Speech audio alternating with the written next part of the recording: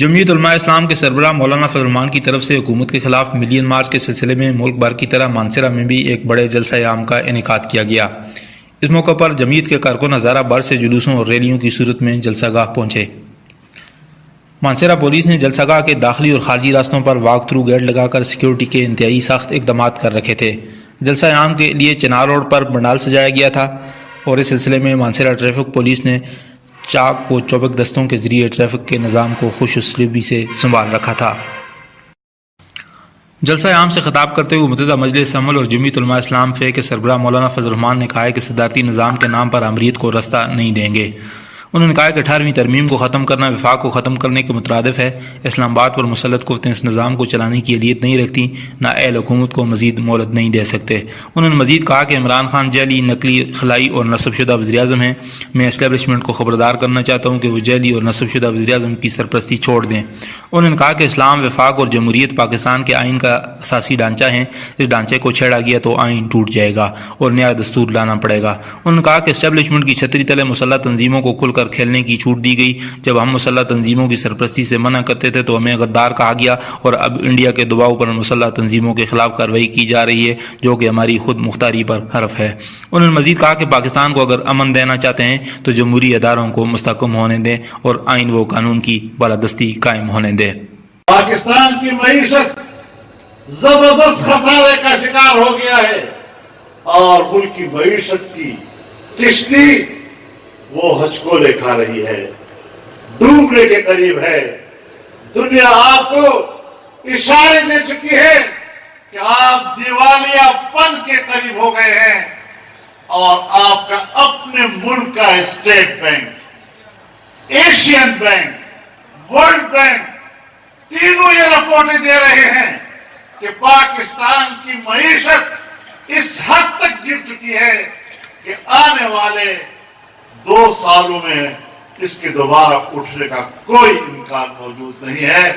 اگر میرے ملک کی معیشت گر رہی ہے، میرے ملک کا مذہب گر رہا ہے، میرے ملک کی تہذیب تباہ ہو رہی ہے، میرے ملک کی نظریاتی شناخت ختم ہو رہی ہے، کشمیریوں کو مایوسی کا سامنا کرنا پڑ رہا ہے، اسرائیل کو تسلیم کرنے کی باتیں ہو رہی ہیں، قادیانیت فروغ پا رہی ہے، اور آج ہمارے ملک کا غریب آدمی جس کی ماہانہ آمدن اگر 30,000 روپے بھی ہے تب بھی وہ بازار میں راشن خریدنے کے قابل نہیں رہا۔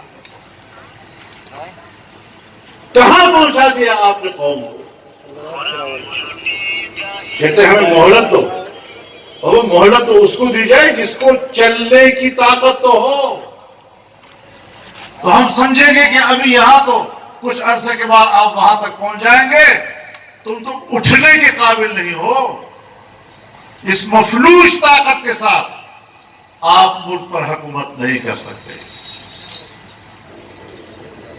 ابھی کہہ رہے ہیں کہ یہ مولوی صاحبان جو ہیں یہ مجھے حکومت نہیں کرنے دے رہے ہیں،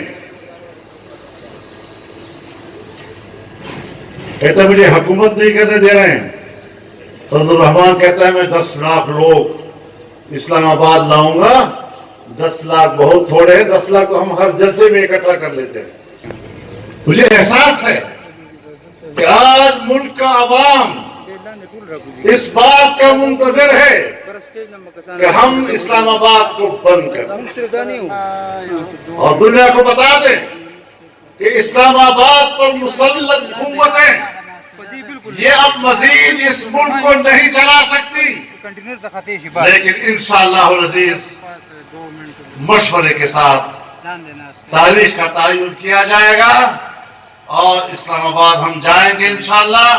ہمارے ملک میں آج بھی عام آدمی کی زندگی محفوظ نہیں ہے۔ ہمارے ملک میں فوجی آپریشن ہوئے، ہمیں نوید سنائی گئی کہ ہم نے ملک میں امن قائم کر دیا، لیکن آج بھی مسخ شدہ لاشیں مل رہی ہیں، آج بھی نوجوان لاپتہ ہو رہے ہیں، اغوا کیے جا رہے ہیں، اور جو لاپتہ ہوتا ہے چند دن کے بعد اطلاع آتی ہے کہ وہ تاوان مانگ رہے ہیں، پتہ نہیں چلتا کہ اب یہ اغواکار کون ہے، ہمارے ریاستی ادارے ہیں یا کوئی دہشت گرد ہے، کچھ پتہ نہیں چلتا۔ ہمیں اس تصور سے نکالا جائے، مسلسل فوجی آپریشن کے ذریعے اس قوم کو تختہ مشق نہ بنایا جائے، اور ایسی صورتحال میں ہمارا موقف واضح ہے کہ پاکستان کو اگر امن دینا ہے تو پھر جمہوری اداروں کو مستحکم کرنا ہے، پھر قانون کی بالادستی چاہیے، پھر آئین کی بالادستی چاہیے۔ یہ تو آئین کو بھی ایک کھلونا بنانا چاہتے ہیں۔ کبھی کہتے ہیں کہ صدارتی طرز حکومت ہونا چاہیے، کبھی کہتے ہیں 18ویں ترمیم ختم ہونی چاہیے۔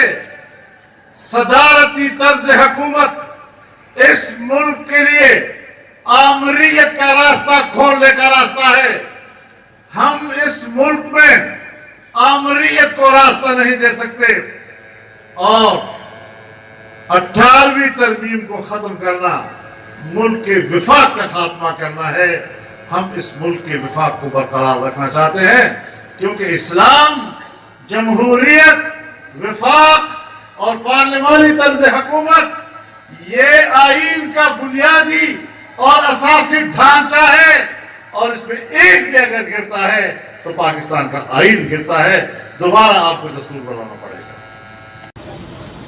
کہ تم نے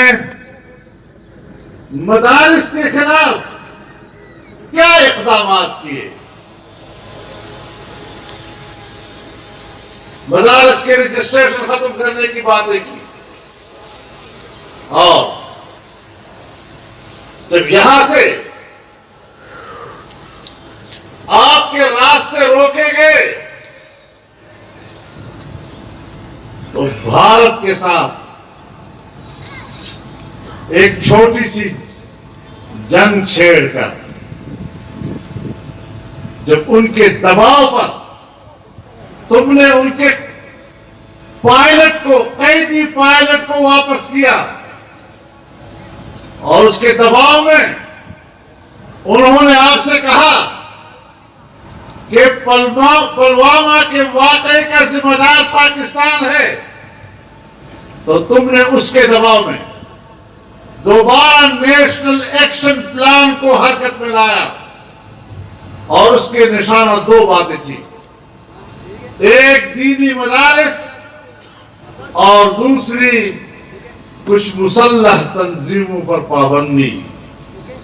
مسلح تنظیموں پر پابندی کی بات تو ہم کر رہے تھے، ہم آپ سے کہہ رہے تھے کہ ایک طرف تم دہشت گردی کے خلاف جنگ لڑ رہے ہو، اور دوسری طرف ملک کے اندر کچھ مسلح تنظیمیں اسٹیبلشمنٹ کے پروں کے نیچے پرورش پا رہی ہیں۔ یہ تصاد ہے، اور جب تمہیں ایک منتخب وزیر اعظم نے کہا کہ یہ مسلح تنظیمیں نہیں ہونی چاہیے، اور یہ خبر ایک اخبار نے چھاپ دی، آپ نے اس وزیر اعظم کو کہاں پہنچایا؟ یہ ساری چیزیں اس ملک میں ہم دیکھتے رہے ہیں۔ آج تم کارروائی کر رہے ہو مدارس کے خلاف، نیشنل ایکشن پلان کے تحت آج تم کارروائی کر رہے ہو ان مسلح تنظیموں کے خلاف، اور پھر بھارت کے دباؤ میں کر رہے ہو۔ بھارت کے دباؤ میں ہم سمجھتے ہیں یہ ہماری آزادی پر حرف ہے۔ ہم کسی کے دباؤ میں کیوں کریں؟ ہم اپنے مفاد کو دیکھ کر کریں۔ تم نے اپنا مفاد تو نہیں سمجھا، تم نے اپنے مفاد کا احساس تو نہیں کیا، اور میں جانتا ہوں تم اتنے دباؤ میں ہو کہ آج جعلی وزیر اعظم، نقلی وزیر اعظم، خلائی وزیر اعظم، نصب شدہ وزیر اعظم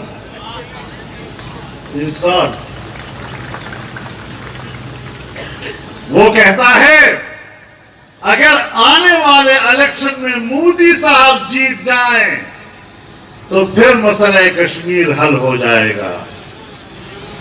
مودی سے مسئلہ کشمیر کے حل کی امید وابستہ کرنا ایک مسلمان دشمن سے، ایک مذہب پرست، فرقہ پرست اور مسلم دنیا کا دشمن اس کی کامیابی کی دعائیں کرتے ہو، اس کی کامیابی کے ساتھ مسئلہ کشمیر کے حل کی امیدیں وابستہ کرتے ہو، اس سے بڑھ کر مودی کا ایجنٹ کون ہوگا؟